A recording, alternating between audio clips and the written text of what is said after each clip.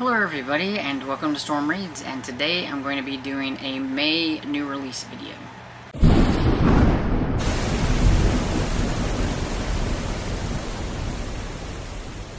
So when I do these videos, it doesn't necessarily mean that I'm anticipating these books. It just means that I have found some books that I think sound interesting and I want to let you know about them. I have middle grade and I have adult and young adult, maybe young adult, I don't remember. But anyway, I did an anticipated video at the beginning of the year, and I do know, some of my anticipated ones weren't out yet, so I couldn't talk about them yet.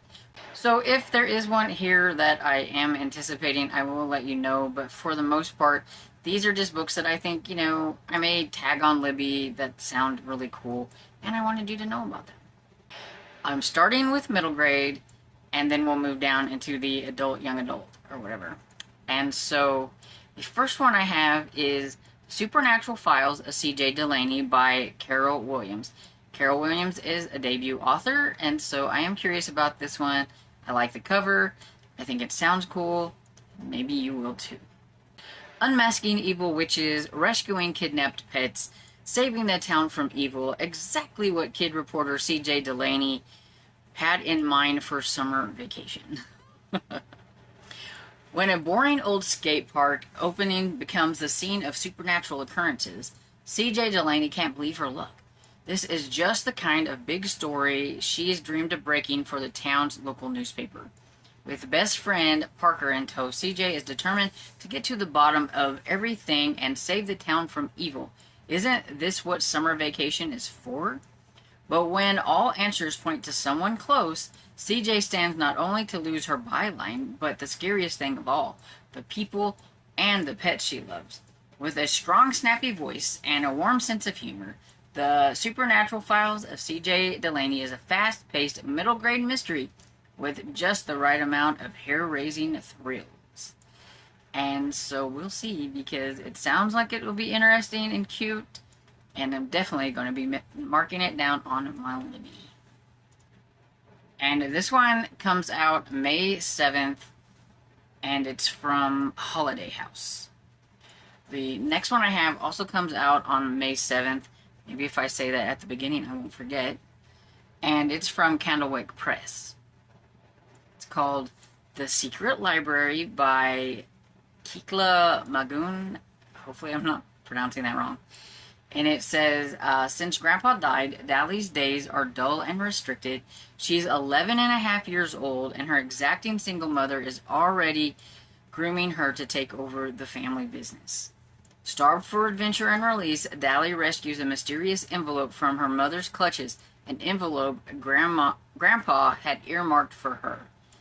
The map she finds inside leads straight to an ancient vault, a library of secrets, where each book is a portal to a precise moment in time. As Dally checks out adventures after adventures, including an exhilarating outing with pirates, she begins to dive deeply into her family's hidden history. Soon she's visiting every day to escape the demands of the present. But the library has a secret of its own, intentions that would shape her life as surely as her mother's meticulous plans. What will Dally choose? Equal parts mystery and adventure, with a biracial child puzzling out her identity alongside legacy of the past, this masterful middle-grade fantasy rivets with cackling prose, playful plot twist, and timeless themes. And it sounds really good, so I'm really curious about it. So definitely going to be marking that one on my Libby. The next one I have, I'm going to go ahead and mention it here because it does come out May 7th, but you've already heard me talk about it. Comes out from Scholastic Press, and that's Dead in the Water Zombie Season Number 2 by Justin Weinberger. I am trying really hard to get it done before it comes out, but I have a feeling that ain't gonna happen.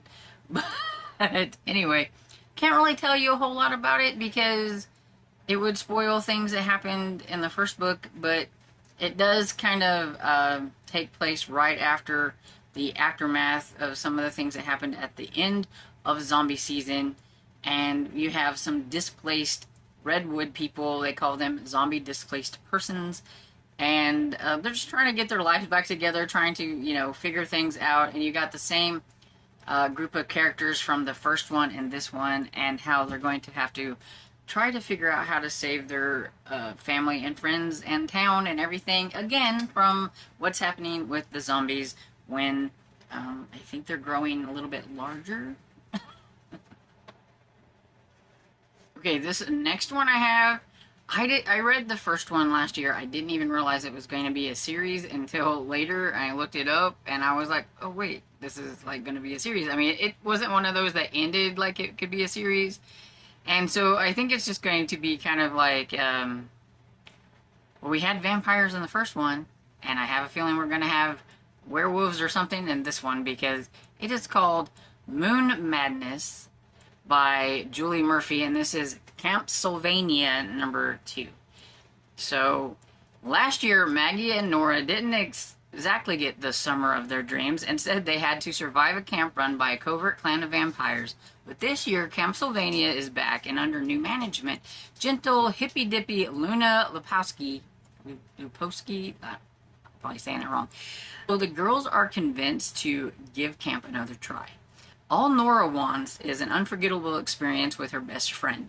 But it's hard to have fun with Maggie fixated on all things otherworldly, and spending time with Logan, the boy she met at camp last year. When creepy things start happening, Maggie insists on investigating, but Nora has found interest of her own. The strange effects of Luna's homemade moon water. It removes zits, adds lustrous shine to hair, and even seems to straighten teeth. No braces, no problem. It isn't long before the girls are caught up in another supernatural adventure. But when their friends find themselves in danger, can Maggie and Nora put their differences aside to save them? Is it possible to just have one normal summer, please? So yeah, it sounds cute and everything, so I will be putting this definitely on my Libby. It comes out May 14th, and it is from Blazer and Bray. And I did enjoy the first one, so if this one sounds fun, then you should check out the first one. It's not too spooky or anything like that. It was just kind of a fun middle grade with a little spook. This next one I have is a graphic novel, and it just sounds so cute. It's called Summer Vamp. It's by Violet Chan Karim. Hopefully I pronounced that right. And it comes out May 14th from Random House Graphics. It says, after a lackluster school year, Maya anticipates an even more disappointing summer. The only thing she's looking forward to is cooking and mixing ingredients in the kitchen, which these days brings her more joy than mingling with her peers. That is until her dad's girlfriend registers for her for the culinary summer camp. Maya's summer is saved. Or not. What was meant to be a summer filled with baking pastries and cooking pasta is suddenly looking a lot paler. Why do all the kids have pointy fangs and hate garlic? Turns out that Maya isn't at culinary camp. She is at a camp for vampires. Maya has a lot to learn if she's going to survive this summer.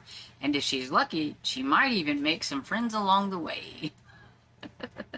So, hopefully she don't get, turned into a vampire while she's there.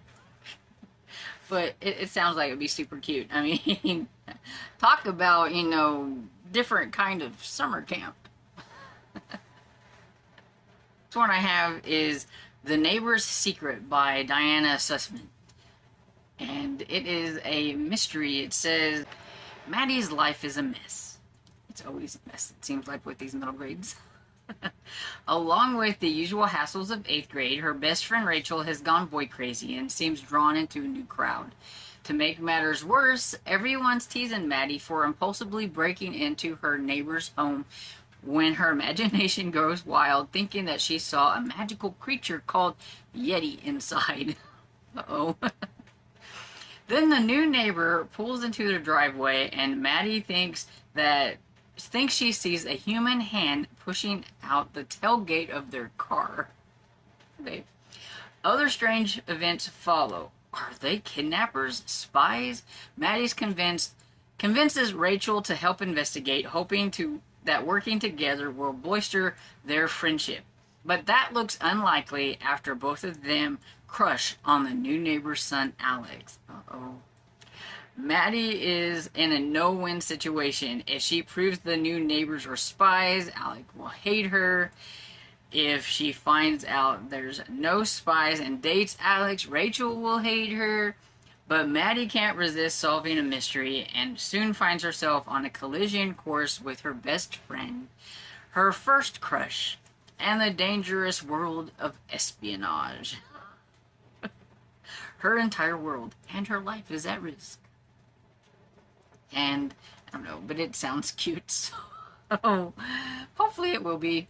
And it comes out May 21st from Harbor Lane Books.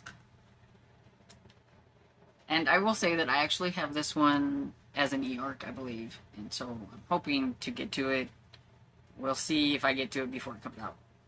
Likelihood. I'm not sure. So my last middle grade book is a contemporary. I don't do a lot of contemporary, so to have one on here is kind of unusual. But it's called A Galaxy of Whales by Heather Fawcett. And I've read other Heather Fawcett middle grade books, although those books were like kind of fantasy, I believe, and things like that. I'm a little curious about her contemporary book, and if I read a contemporary, I normally kind of like it if I like the subject matter, and this one sounds cool. So, when Fern hears about a photo contest with a big cash award, she decides she'll enter and win. After all, photography is a passion, and was an interest she shared with her dad, who's recently died. She knows that she can take prize-worthy photos of the whales during one of her whale-watching tours her mother runs. But her neighbor and nemesis, Jasper, is also planning to enter the contest. It's another frustration for Fern while she's already coping with the worries that her best friend Ivy might not want to spend time with her anymore. She is hoping to use the prize money to buy something that will attract Ivy's interest. This summer story has the trials and pleasures of friendship, a rousing feud, a touch of adventure, a beautiful exploration of healing after grief, a very moving finale, and a whole lot of whale-watching fascination. And so, I'm hoping that I'm going to enjoy it. It sounds like it could be good. And I don't think I said, but this one comes out May 28th from Rocky Pond Books. So now it's time to move on to the adult or young adult books that I may have. And the first one I have is Darkest Deceit by M.W. Lane. And this one comes out May 6th, but it doesn't have a publisher on here. So that could mean like it's independently published or something like that that was on NetGalley, because I got these off of NetGalley. And so I still wanted to put it here because it sounded like it could be interesting that somebody might want. And it says, when Gail Foster enters the abandoned old mansion on Halloween night, she's ready to celebrate her 26th birthday with her new boyfriend and a couple of friends.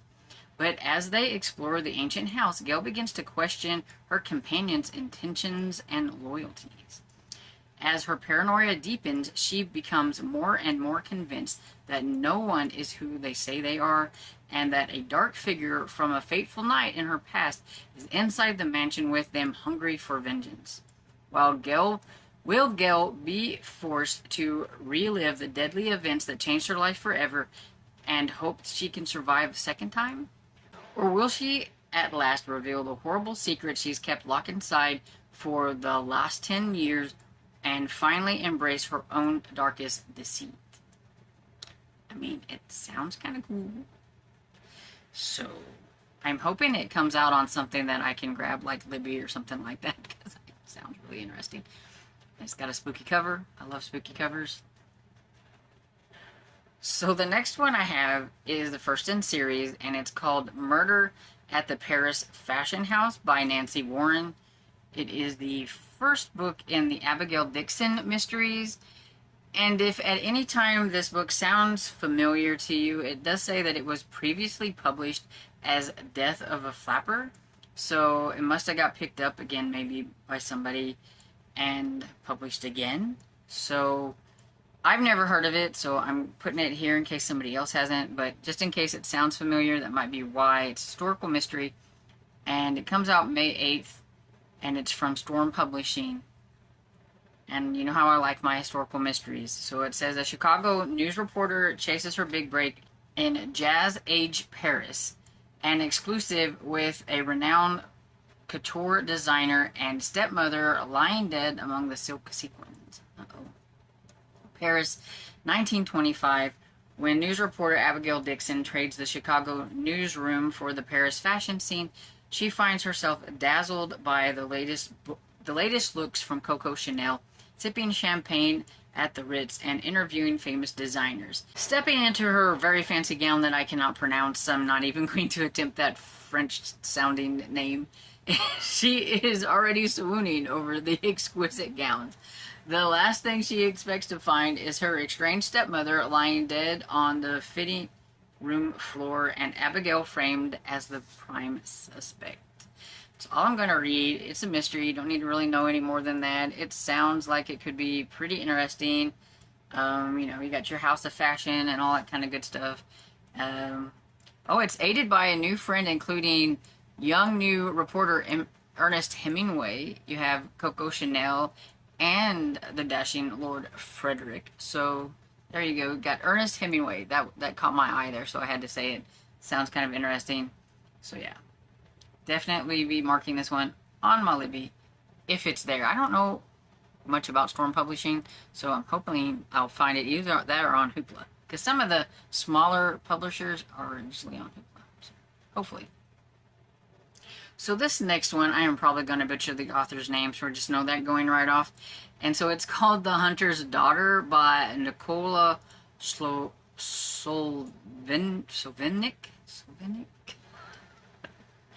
I don't know. Anyway, it's a hypnotic, sinister debut mystery about a seemingly good cop who is secretly the daughter of a notorious serial killer. Yes, notorious serial killer. Got me right there. I'm curious. Anna Corey escaped her father's darkness long ago. When she was a girl, her childhood memories were sealed away from her conscious mind by a controversial hypnosis treatment. She's now a decorated sheriff's lieutenant serving in a rural county, conducting an ordinary life far from her father's shadow. When Anna kills a man in the line of duty, her suppressed memories return. And she dreams of her beloved father, her hands red with blood, surrounded by flower-decked corpses he had sacrificed to the god of the forest. To Anna's horror, a serial killer emerges who is copying her father and who knows who she really is. And is her father still alive, or is this the work of another? Will the killer expose her, destroying everything that she has built for herself? Does she want him to? But as she haunts the forest, using her father's tricks to hunt the killer, will she find what she needs most, or lose herself in the gathering darkness? Says it's a thriller, a mystery, but it sounds a little bit like it could be horror too. And I'm really curious. So hopefully I will enjoy this one. And it comes out May 14th from Berkeley. So I will be marking that one on my list on Libby for sure. Let me know what you think. The next one I have is The Art of Murder by Fiona Walker. It is the first book in the Village Detective series. It says, welcome to the beautiful English village of Inkberry, tucked deep in the Northwest Downs. Its only claim to fame is the picturesque, I can't say that word, riverside that once appeared in Richard Curtis movie. That is, Until the Murder. Former stand-up comic Juno Mulligan has been suffering a serious sense of humor failure. Not only has she lost the love of her life, but she's having to relocate to the admittedly idyllic village of Inkberry to watch out for her elderly mother, who she's genuinely worried might be marrying a wife killer. She hopes that her old friend, disgraced journalist turned novelist Phoebe Fredericks, can help her crack the case of whether her mother's permatan iceberg smiled 3 times a widower fiance is hiding a murderous past. But before they have a chance, the local art dealer washes up distinctly dead in the village famous river. His lover is in the frame, but Juno and Phoebe suspect that there is a deeper secret, one that relates to Phoebe's own past and Juno's present. Will the unofficial village detective agency solve the mystery before the killer strikes again in sleepy Inksbury as they soon discover living one's best midlife can be murder? So, that sounds fun. And this one comes out May 20th from Boldwood Books. And my last one is a thriller. And it comes out May 29th from Bookature. I love Bookature, so I had to put one on here. And it's called Did I Kill My Husband by A.J. Campbell. The police officer's voice is steady as he tells me the news. Your husband is in the hospital. My heart pounds. I think about my children safely tucked in bed. What will happen to us if he loses his life? And more importantly, do the police know where I really was tonight? Everybody thinks that Michael and I are the perfect couple, but everybody's wrong because my dear lovely husband was at the heart of a scandal at the school where he teaches. He was cleared of any wrongdoing. At first I believed him. Now I'm sure he's been hiding something terrible, but I can't tell the police a thing because my husband isn't the only one with secrets.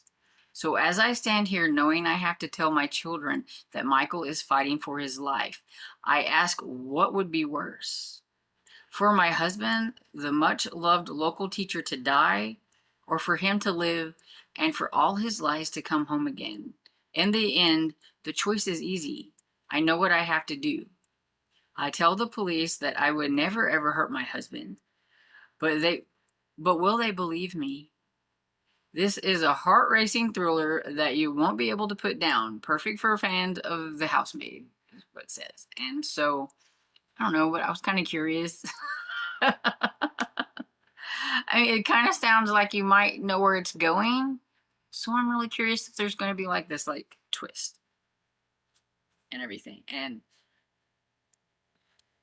it has 50 reviews and it has a 4.6 rating, so people are enjoying it. So I'm really curious about it.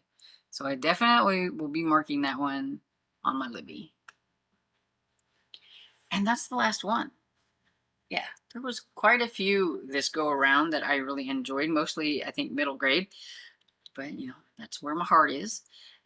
And so anyway, let me know if I piqued your interest on any of these. Did you mark any of these on your Libby or tag them or like on Hoopla or anything like that? Let me know down in the comments.